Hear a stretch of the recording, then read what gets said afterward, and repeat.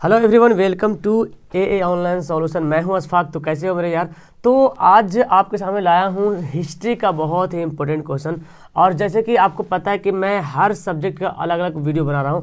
फिलहाल यहाँ पे हिस्ट्री में लगभग 80 प्लस सवाल है। कुछ ज़्यादा वक्त हो गया था मुझे क्वेश्चन को अरेंज करने में, तो इसको मैं पार्ट 1 में कर दिया हूँ। इसके अलावा और भी सवाल आएगा तो मैं पार्ट 2 में इसको कवर करने की कोशिश करूँगा, ठीक है। तो फिलहाल जो भी सवाल है सब के सब एनसीईआरटी के सवाल है। मतलब सवाल तो बहुत सारा बनेगा, लेकिन मैंने उसी सवाल को यहाँ पे चूज किया जो एनसीईआरटी में ऑब्जेक्टिव सवाल दिया हुआ है, ठीक है। और ज़्यादा चांसेस है कि यही सब सवाल आप प्रीवियस ईयर क्वेश्चन उठा करके देख लीजिए, यही सब सवाल बार बार पूछा जा रहा है, ठीक है। तो चलिए स्टार्ट करते हैं और इसको पढ़ने की कोशिश करते हैं कौन कौन सा सवाल है जो हमको पढ़ना है, ठीक है। ओके, तो 1 बाय 1 करके आंसर देने की कोशिश करें। थोड़ा सा फास्ट चलेंगे हम भी और आप भी, ओके, ताकि कम समय में ज़्यादा सवाल हो जाए। सबसे पहला सवाल है, इटली एवं जर्मनी वर्तमान में किस महादेश के अंतर्गत आते हैं। इटली एवं जर्मनी वर्तमान में यूरोप महादेश के अंतर्गत आते हैं। किस महादेश के अंतर्गत आते हैं? यूरोप महादेश के अंतर्गत आते हैं। फ्रांस में किस शासक वंश की स्थापना वियना कांग्रेस के द्वारा की गई थी? हैब्सबर्ग, आर्या, बुर्बो या जारशाही, ठीक है। तो इसका जो दूसरा का जो आंसर हो जाएगा, दूसरा नंबर सवाल का आंसर होगा ऑप्शन इसका हो जाएगा सी, है ना। बिल्कुल आंसर क्या हो जाएगा? सी हो जाएगा, बुर्बो वंश। चलिए अगला सवाल पढ़ते हैं। मेजनी का संबंध किस संगठन से था? मेजनी का संबंध किस संगठन से था? लाल सेना, कार्बोनरी या तो फिर फिलिक हेट्रिया या डाइट। तो मेजनी का जो संबंध था वो कार्बोनरी से था। किससे था? कार्बोनरी से था। यानी कि इसका आंसर क्या हो जाएगा? ऑप्शन बी इसका बिल्कुल राइट आंसर हो जाएगा। ऑप्शन बी इसका हो जाएगा सही आंसर, ठीक है, ऑप्शन बी। चलिए आगे सवाल पढ़ते हैं। जर्मनी एवं इटली के एकीकरण के विरुद्ध कौन था?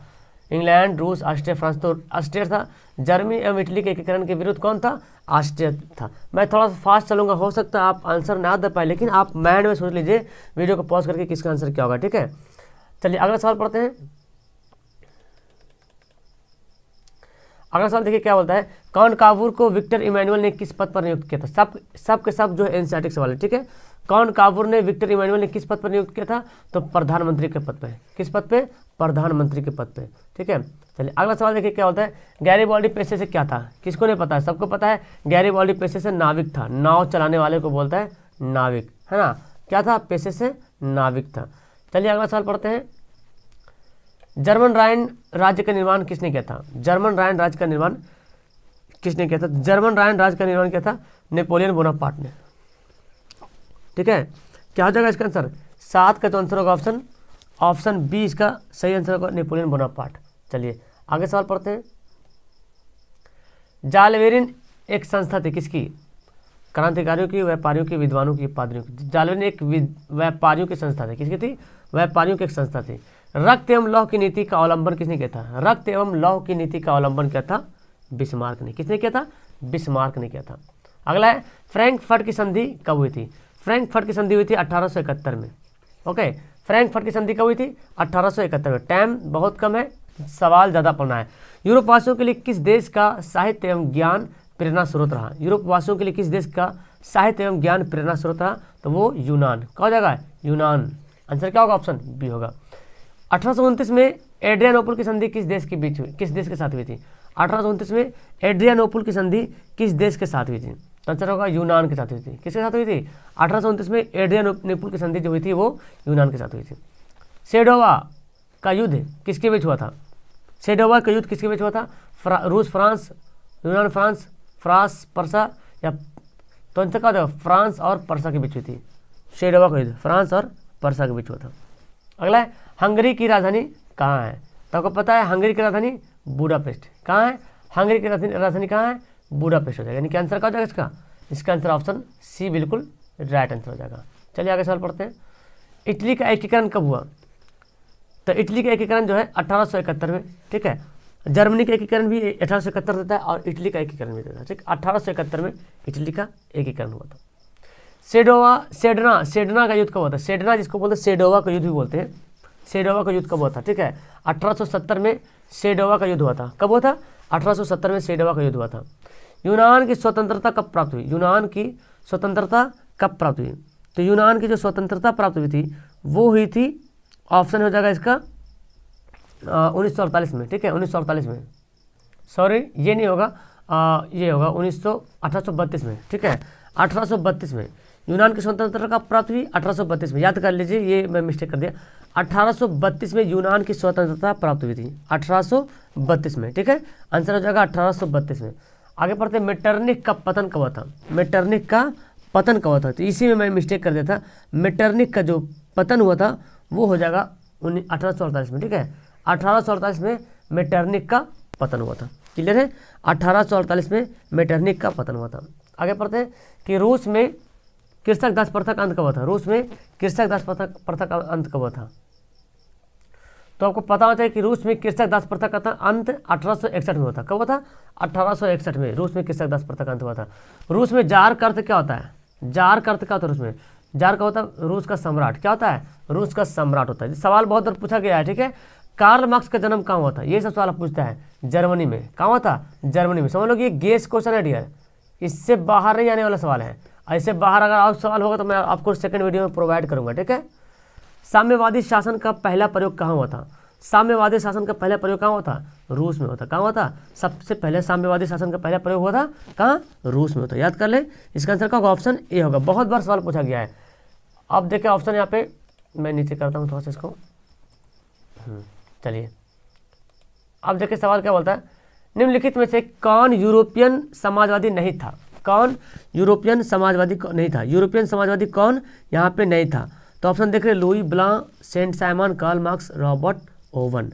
ठीक है, तो 5 का जो आंसर होगा ऑप्शन होगा कार्ल मार्क्स। ये यूरोपियन समाजवादी नहीं था। 5 का आंसर क्या हो जाएगा? ऑप्शन हो जाएगा सी हो जाएगा। चलिए नेक्स्ट सवाल पढ़ते हैं, वार एंड पीस की रचना किसने की थी? वार एंड पीस है ना, युद्ध और शांति, Karl Marx. Sorry Karl Marx नहीं होगा, वार एंड पीस है ना, वार एंड पीस की रचना की थी टॉलस्टॉय। ठीक है, टॉलस्टॉय ने वार एंड पीस की रचना किसने की थी? टॉलस्टॉय ने की थी। बोल्शेविक क्रांति कब हुई थी? बोल्शेविक क्रांति आपको पता है नवंबर 1917 को है ना, नवंबर 1917 को बोल्शेविक क्रांति हुई थी। ओके, क्या आंसर होगा? नवंबर 1917। लाल सेना का गठन किसने किया था? लाल सेना का गठन किसने किया था? बहुत इंपॉर्टेंट सवाल है और आपको पता होता है कि स्टालिन ने जो इस लाल सेना का गठन बोला था ना, तो लाल सेना का गठन जो है वो किया था, स्टालिन तो नहीं होगा, ट्राटस्की होगा, सॉरी है ना। लाल सेना का गठन किसने किया था? ट्राटस्की ने किया था। आंसर हो जाएगा इसका सी। आगे सवाल पढ़ते हैं, ये ऊपर नीचे हो जा रहा है, एक मिनट इसको मैं आगे पीछे कर लेता हूँ। चलिए आगे सवाल पढ़ते हैं, क्या बोलता है कि लेनिन की मृत्यु कब हुई थी? तो लेनिन की मृत्यु 1924 में हुई थी। ठीक है, 1924 में लेनिन की मृत्यु हुई थी। ब्रेस्ट लिटोवस की संधि किन देशों के बीच हुई थी? रूस और जर्मनी के बीच है ना। ब्रेस्ट लिटोवस की संधि जो हुई थी रूस और जर्मनी के बीच हुई थी। नई आर्थिक नीति कब लागू हुई थी? नई जो लेनिन ने नई आर्थिक नीति लागू की थी 1921 में। किसने लागू की थी? लेनिन ने लागू की थी। ये बात भी आप याद रखें कि नई आर्थिक नीति जो लागू की थी लेनिन ने 1921 में। दास कैपिटल की रचना किसने किया था? दास कैपिटल की रचना किसने की थी? तो आपको पता है कार्ल मार्क्स ने दास कैपिटल की रचना की थी। किसने की थी? कार्ल मार्क्स ने दास कैपिटल की रचना की थी। चलिए आगे सवाल पढ़ते हैं। उम्मीद है इसका सवाल आपको तो याद होगा मेरे ख्याल से। रूस के सम्राट को क्या कहा जाता था? वही बात है ना, जार है ना। क्या बोलते थे? जार। मजदूर दिवस आपको पता है मजदूर दिवस कब मनाया था? जी बिल्कुल, तो मजदूर दिवस जो है 1 मई को है ना, 1 मई को मजदूर दिवस मनाया था, 1 मई को। ठीक है, अगला सवाल है कि अंतर्राष्ट्रीय महिला दिवस कब मनाया जाता है? अंतर्राष्ट्रीय महिला दिवस आपको पता है 8 मार्च को। 8 मार्च को अंतर्राष्ट्रीय महिला दिवस मनाया जाता है। समाजवादियों का बाइबिल किसे कहता है? Das Kapital War and Peace. Das Kapital को समाजवादियों का बाइबिल कहा था। ठीक है, नोट कर ले, दास कैपिटल को जो कार्ल मार्क्स ने लिखा है समाजवादियों का बाइबिल कहा जाता है। चलिए आगे सवाल देखते हैं आप क्या बोलते हैं। किसे साम्यवाद के संस्थापक के रूप में माना जाता है?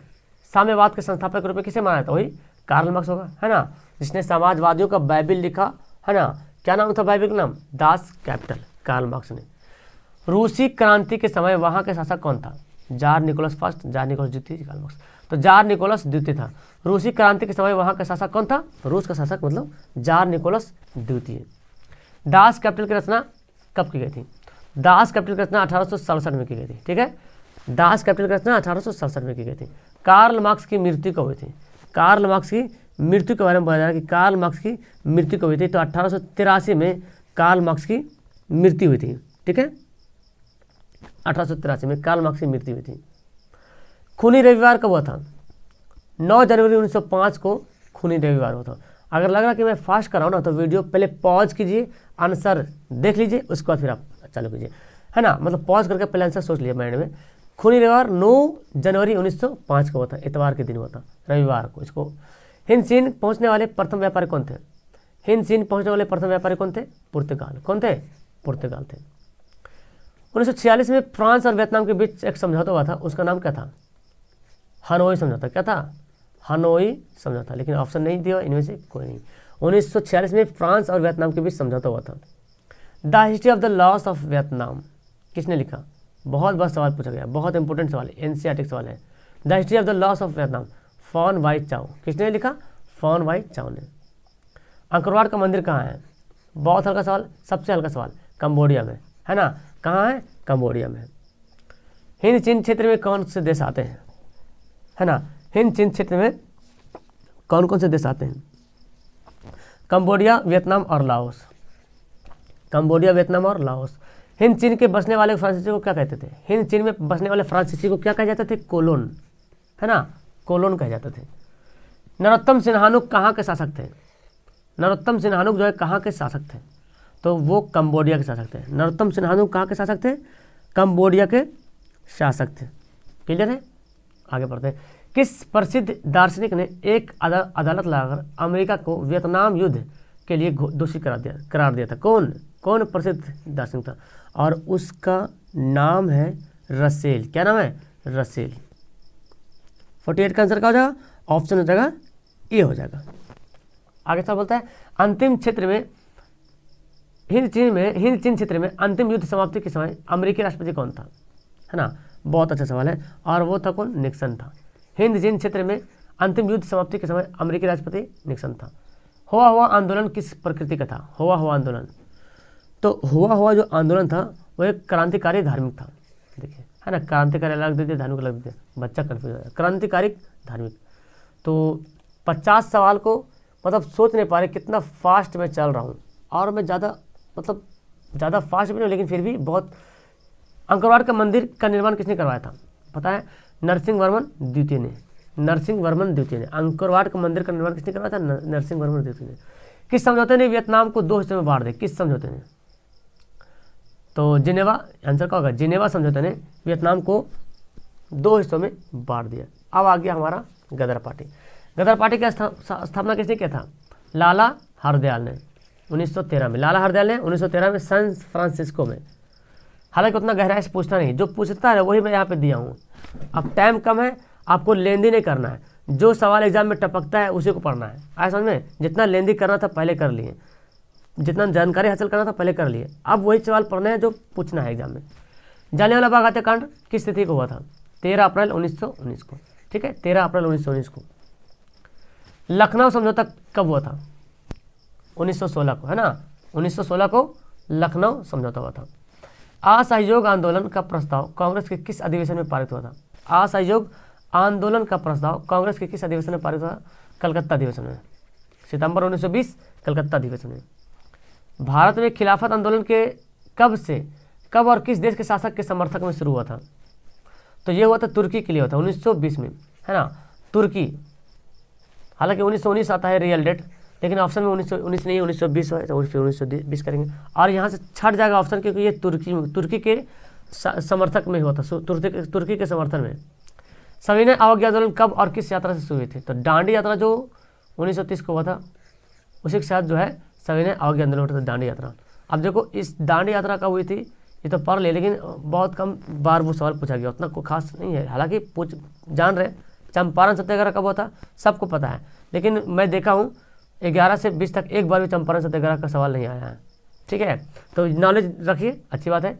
लेकिन मैं कोशिश करूँगा एनसीईआरटी प्रोवाइड करने के लिए, खास करके सोशल में, क्योंकि सोशल में ना बहुत सारा बनता है, तो हम जो एनसीईआरटी सवाल है उसी को मैं प्रोवाइड करूँगा। साइंस तो खैर ही है, बहुत सारा है, सोशल में मैं बोल रहा हूँ। पूर्ण स्वराज की मांग का प्रस्ताव कांग्रेस के किस वार्षिक अधिवेशन में पारित हुआ था? तो लाहौर अधिवेशन में, है ना, लाहौर अधिवेशन में। राष्ट्रीय स्वयंसेवक संघ की स्थापना कब और किसने की थी? राष्ट्रीय स्वयं RSS के बी हेडगेवार ने 1925 में। सबको याद है, KB हेडगेवार 1925। वल्लभ भाई पटेल को सरदार की उपाधि किस आंदोलन में दी गई थी?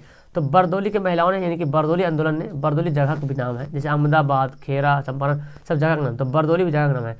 तो बरदौली के महिलाओं ने सरदार को मतलब वल्लभ भाई पटेल को जो उपाधि मिला ना सरदार, है ना, तो ये सरदार जो बरदौली मिला, बरदौली आंदोलन की वहाँ के जो महिलाओं था, महिलाओं के द्वारा दी गई थी।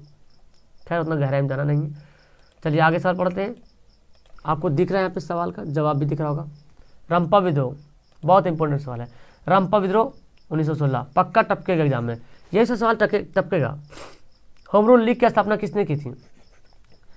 तिलक ने, मतलब बाल गंगाधर तिलक और एनी बेसेंट दोनों ने किया था। ठीक है, होम रूल लीग की स्थापना जो है बाल गंगाधर तिलक और एनी बेसेंट दोनों ने मिलकर किया था। चौरा चौरी हत्याकांड के बाद महात्मा गांधी ने किस आंदोलन को वापस ले लिया था? असहयोग आंदोलन को, है ना, 1922 में। ठीक है, चौरा चौरी हत्याकांड 1922 में, 1920 में शुरू किया गया था, है ना, और 1922 में जो है इसको वापस ले लिया गया चौरा चौरी हत्याकांड के लिए। भारतीय राष्ट्रीय कांग्रेस के पहले अध्यक्ष कौन थे? वेमेश चंद्र बनर्जी, WC बनर्जी। पहले अध्यक्ष बोला जाए तो क्या हो जाएगा? WC बनर्जी। ठीक है, महिला में बोला था तो सरोजिनी नायडू, लेकिन अगर सॉरी भारतीय महिला बोलता तो सरोजिनी नायडू भारतीय महिला। सिर्फ महिला बोलता तो होता है आपका क्या होता है? Annie Besant. चलिए आगे चले पढ़ते हैं। अगला सवाल देखिए, आप पढ़ लीजिए, हम यहाँ नीचे करते इसको। भारतीय राष्ट्रीय कांग्रेस की स्थापना किस वर्ष की गई थी? आपको पता है 1885 में की गई थी, A.O. ह्यूम के द्वारा, है ना, A.O. ह्यूम के द्वारा। 1905 में बंगाल विभाजन किसके समय हुआ था? तो पता है करजन के समय हुआ था। कम समय में ज़्यादा सवाल पढ़ने की जरूरत है डियर, कम समय में आपको खुद भी पढ़ना है ना, दिन में मोबाइल में लगे नहीं रहना है। बंगाल विभाजन 1911 में जो हुआ था वो रद्द किसने किया था? हार्डिंग ने, लॉर्ड हार्डिंग ने। और वही बंगाल विभाजन को रद्द करके 1912 में बिहार को अलग दर्जा मिल गया था। बंगाल विभाजन रद्द किया था, बिहार को अलग दर्जा मिल गया। दिल्ली से कलकत्ता जो भारत की राजधानी थी पहले कोलकाता में कर दिया गया था, तो कलकत्ता से फिर दिल्ली किया लॉर्ड हार्डिंग ने। प्रस्तावित हो गया था 1911 में, लेकिन 12 में फिर उसको पूरे रूप से स्थापना कर दिया गया था दिल्ली में, भारत की राजधानी दिल्ली। ये सवाल देखें, सवाल क्या बोला जा रहा कि हम्फ्री डेवी स्पिनिंग जेनी का आविष्कार किसने किया था? तो हारग्रीव्स, क्या हो जाएगा? जेम्स हारग्रीव ने। और फिर यहीं पे सवाल आपको उलट के दे रहा है ना, फिर वही सवाल आपको उलट के यहाँ पे दिखाया जा रहा कि स्पिनिंग जेनी का आविष्कार कब हुआ? ठीक है, स्पिनिंग जेनी का आविष्कार कब हुआ? तो 1970 में, 1770 में। ठीक है, आविष्कार हुआ था 1770 में। सेफ्टी लैम्प का आविष्कार किसने किया था? Safety lamp. ठीक है, सेफ्टी लैम्प का आविष्कार किया था हम्फ्री डेवी ने। ठीक है, हम्फ्री डेवी ने सेफ्टी लैम्प का आविष्कार किया था। मुंबई में सबसे पहले कपड़ा मिल की स्थापना कब हुई थी? मुंबई में सबसे पहले कपड़ा मिल की स्थापना कब हुई थी? आपको पता है मुंबई में सबसे पहले कपड़ा मिल की जो स्थापना हुई थी 1954 में, है ना, 1954 में हुई थी। अब खत्म हो जाएगा, टेंशन मत लीजिए। 1917 में भारत की पहली जूट मिल किस शहर में स्थापित की गई थी? कलकत्ता में। सबसे पहली जूट, इसलिए भारत में सबसे ज़्यादा जूट जो है ना कलकत्ता में ही पाया जाता है। जूट सबसे ज़्यादा जूट जो है कलकत्ता में पाया जाता है। तो 1917 में सबसे पहले भारत की जूट की जो स्थापना की गई थी, जूट किस शहर में स्थापना की गई थी? जूट मिल कलकत्ता में। भारत में कोयला उद्योग का आरंभ कब हुआ था? भारत में कोयला उद्योग का आरंभ कब हुआ था? 1914 में। ठीक है, 1914 में भारत में कोयला उद्योग का आरंभ हुआ था। जमशेदजी टाटा ने Tata iron and steel company की स्थापना कब की थी? तो आपको पता है 1907। तो चूंकि ये सवाल इतना बार आया ना, मतलब दिमाग में घुस गया होगा सबका। 1907 में कोई मिस्टेक से भी गलती नहीं करेगा। भारत में Tata hydro electric power station की स्थापना कब हुई थी? 1910 में। शायद मैं फास्ट आंसर बता दे रहा हूँ, लेकिन आपको सवाल देखते ही आपको आंसर बता देना है। ठीक है, 1910 में। लगे कि मैं फास्ट कर रहा हूँ तो वीडियो रोक के कीजिए, क्योंकि मैं जानता हूँ समय कम है, पढ़ना ज़्यादा है। इंग्लैंड में सभी स्त्री पुरुषों को वयस्क मताधिकार का अधिकार कब प्राप्त हुआ था? इंग्लैंड में सभी स्त्री पुरुषों को वयस्क मताधिकार का अधिकार कब प्राप्त हुआ था? 1918 में, है ना, 1918 में। अखिल भारतीय ट्रेड यूनियन कांग्रेस की स्थापना कब हुई थी? अखिल भारतीय ट्रेड यूनियन कांग्रेस की स्थापना 1920 में हुई थी, है ना, 1920 में हुई थी। भारत में पहला फैक्ट्री कानून किस वर्ष लागू हुआ था?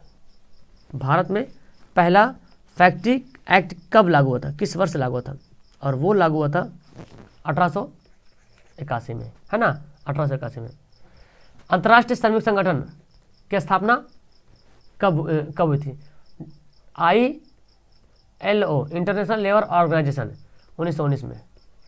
एक होता WTO, 1995 में, जिनेवा मुख्यालय है।